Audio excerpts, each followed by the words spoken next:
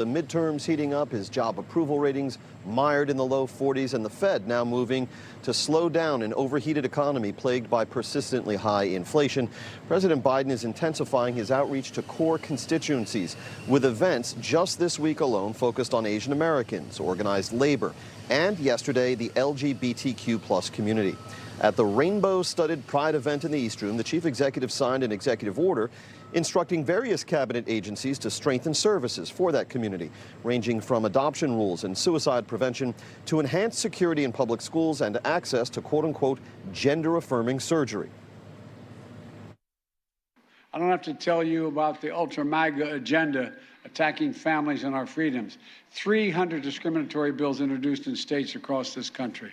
In Texas, knocking on front doors to harass and investigate parents who are raising transgender children. In Florida, going after Mickey Mouse, for God's sake. That's straight close to home. No, but think about this. All of you in this room know better than anyone that these attacks are real and consequential for real families. For real families. Republican governors and state legislative leaders, of course, depict the bills that the president referenced not as anti-gay, but as pro-family and as protections for religious freedom. However, the LGBTQ percentage of the general population and of the voting electorate is growing. And polling data from 2020 indicate that the so-called rainbow spectrum helped put Mr. Biden in the White House, including in razor-thin Georgia. You will recall there Mr. Biden and Ms. Harris prevailed over the Trump-Pence ticket 49.5% to 49.3%. The LGBTQ community in Atlanta makes up 9% of the electorate. That's larger than for the population as a whole. And at least 88% of that community turned out for the president and Ms. Harris and overcame a deficit of more than 53% for the Trump-Pence ticket enjoyed with non-LGBTQ communities. So when this community comes out, and then turns out at the polls, they can make a big difference. Sean?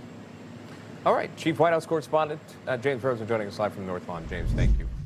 And joining us now is Republican Texas congressional candidate Irene Armendariz-Jackson. Irene, good to see you. Thank you so much for coming back onto the program. There was a lot in that report. I really just want to get your comment on the president attacking what he's calling ultra-MAGA Republicans. That seems to be the term. They're trying out these different words to describe Republicans. What are ultra-MAGA Republicans, and your reaction to those attacks? Well, as a born-again Christian, this is about morality. This is about an amoral agenda that wants to be pushed down the throats not only of the adult community, but also our children. And if being moral and being right is considered ultra-MAGA, then sign me up. I'm an ultra-MAGA candidate. There's Irene there. I want to talk about someone else winning on the Republican ticket. A historic win down there in Texas. Mayra Flores winning the special election in the Lone Star State, flipping a traditionally Democrat-controlled House seat. You're running for Congress, also in a blue Texas district. How are you planning to flip this seat as well? Have you spoken with Mayra? Have you watched her campaign closely? And were you inspired by it? Actually, I know Mayra. We met last July, and we were in Brownsville 2 weekends ago, the weekend right before the election. And this, more than anything, I think this shows the Republicans that with adequate support, not only in the campaign, but also financially, any deep blue district can be turned red. Why? Because like my community is over 80% Hispanic. You don't have to convince Hispanics on the conservative agenda. We are already conservative, but nobody has gone and talked to them. And so we're asking the nation, America, Republicans, to support my campaign, because now we have the proof. You can't say it can't be done. You can't say you're not going to send help to the districts like my district and fight not only at the congressional level, but that's where Beto O'Rourke is from. And we have allowed people like him to say that they represent the largely minority community, Hispanic specifically, in El Paso. So we need America's support. We need the RNC to put the same resources they put on Myra's district in my district. We need the RNCC. We need Ted Cruz. We need America to support. Why? Because as a wife of a Border Patrol agent, we are being assaulted with the terms like Biden just used. You know, like they're pointing the finger at us, like we're discriminating somebody, and it's the contrary.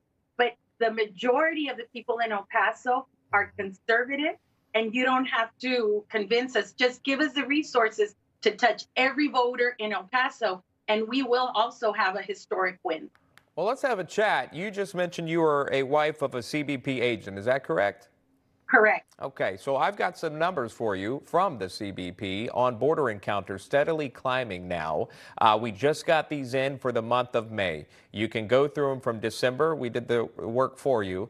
But challenge for the viewers, find the highest one. It is the month of May, the last month. Almost 240,000 encounters along the southern border there. Again, that from the CBP. What have you heard from your husband that you're willing to share? And then with your obvious personal relationship, does that affect your campaign at all? Is the border crisis something that you are campaigning on? Absolutely. We campaign on border security. It doesn't matter what color your skin is, where you were born. If we continue to allow illegal aliens to come into our community and support them and give them the resources, every time an illegal alien has a resource given to them, it's taken from an American citizen. That's why America needs to focus on the border. What I will tell you about, and not only my husband, but Border Patrol agents, is they feel attacked by this Biden administration. They took an oath to protect and defend America, Americans, and it should always be Americans first. Now, I'm also the daughter of Mexican legal immigrants, and my parents do not support illegal immigration. There was a recent poll from the Texas Public Policy Foundation. 100% Hispanics were interviewed, and they were polled, and 100% said that the number one issue for November is border security. And if Democrats really cared about Hispanics, they would be against illegal immigration like Cesar Chavez was. Why? Because it affects the Hispanic most that are in the border communities. So that's why we need America to send resources and stand up and fight with us. We're willing to do the work. We've been doing it. El Paso is red. They just don't know that they are Republican. We'll leave it right there. Perspective is everything. Irene Armendariz-Jackson joining us live with her story. Irene, thank you so much. We appreciate your time.